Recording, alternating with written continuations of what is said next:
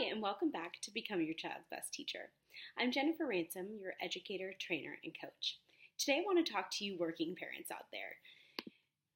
There are some cool facts I want to share with you first. The percentage of families with one parent at home with the children during the day has dropped from 66.7% to 16.9%. This is crazy, right? So we know that in our culture right now that you're working. More parents are in the workforce. We're not able to stay at home with our families, even though that might be the thing we want to do most, right?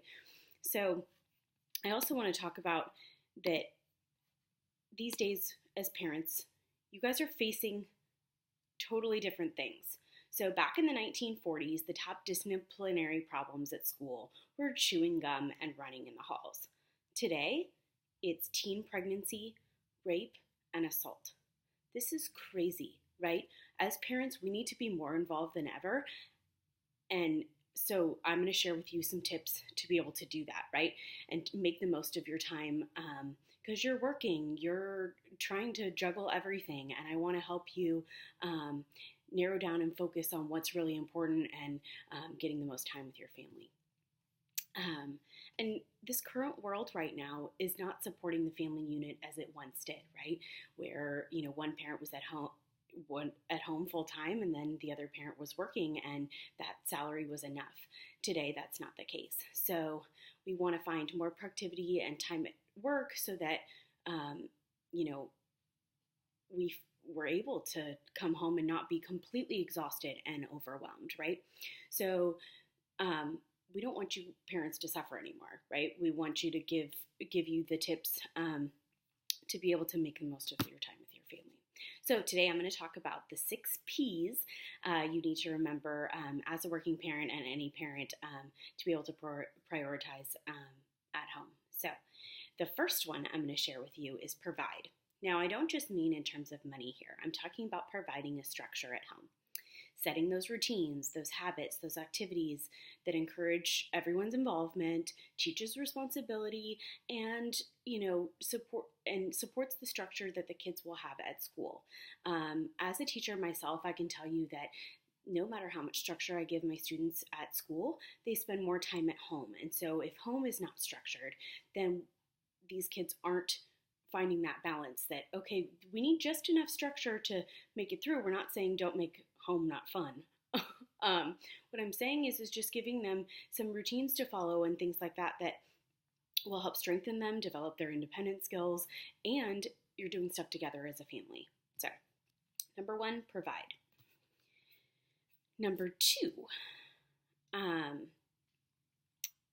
prioritize. So this is one we always talk about, but how are you making most of every minute of your day? Set those family goals. What do you want to be working on with each of your kids, or what are your kids working on? What are you working on personally? What are you working on with your spouse or significant other, or together as a family, right? Those are those goals in the goal setting video, so I'll attach that to this, as well as the family time video. So that's number 2. So number 1 was provide. Number 2, prioritize. Number 3, plan your schedule. So this is when I've talked about this before in previous trainings, but having a family meeting.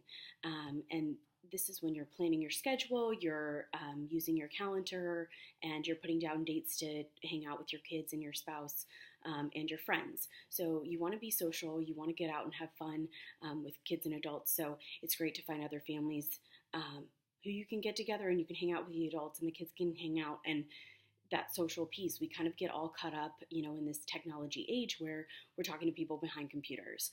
We really need to get out there and be social with other people and get out and play.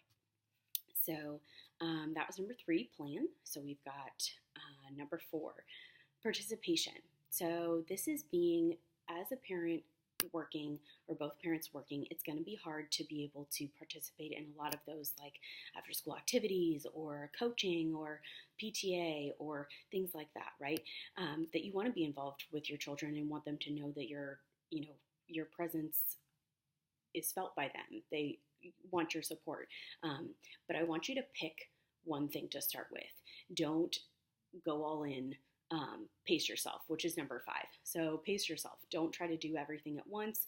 Pick one thing to start with as your goal, and then build that up, and then add more things in as those other things become habit and routine.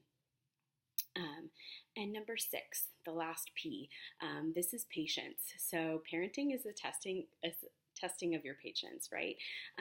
So developing those habits for exercising, meditating, de-stressing, clearing your mind, and gaining that extra energy that you're going to need to get through your day.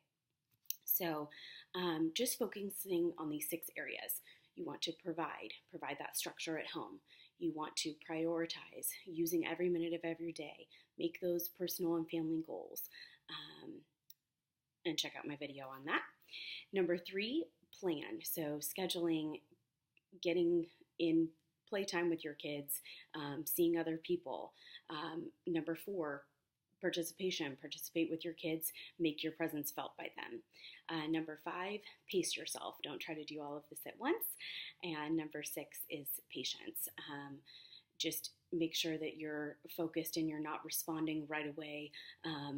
If you're in the moment, you're tired, breathe for a second and just have that extra patience and just say, all right, how can I handle this, and how does my child need me to handle this, and how am I modeling my behavior for my children, right? So I hope you found this training helpful, and I'll link some related videos here for you to check out.